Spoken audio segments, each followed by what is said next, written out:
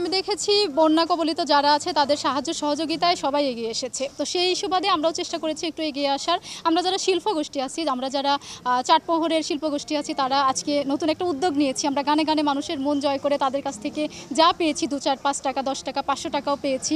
সব কিছু মিলে আমরা চাই বন্যার্থী যারা রয়েছে তাদের কাছে পৌঁছে দিতে, আর ভবিষ্যৎ প্রজন্মকে জানান দিতে চাই যে মানুষের স্বার্থে, দেশের স্বার্থে, সমাজের স্বার্থে আমাদের মানুষ যখন বিপদে থাকবে তখন একে অপরের পাশে দাঁড়ানো উচিত এবং আমাদের থেকে তাদের শিক্ষা নেওয়া উচিত।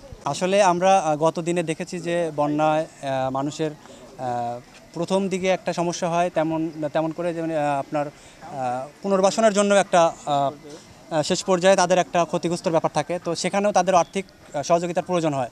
তো সেক্ষেত্রে আমরা আসলে আজকের এই উদ্যোগ নিয়েছি শিল্পীরা, চাটমোহর শিল্পী সংগঠন।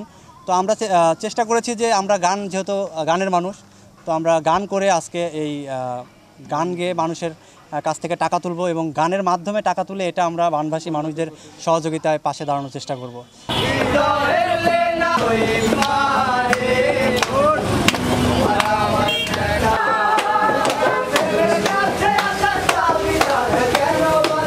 Thank you.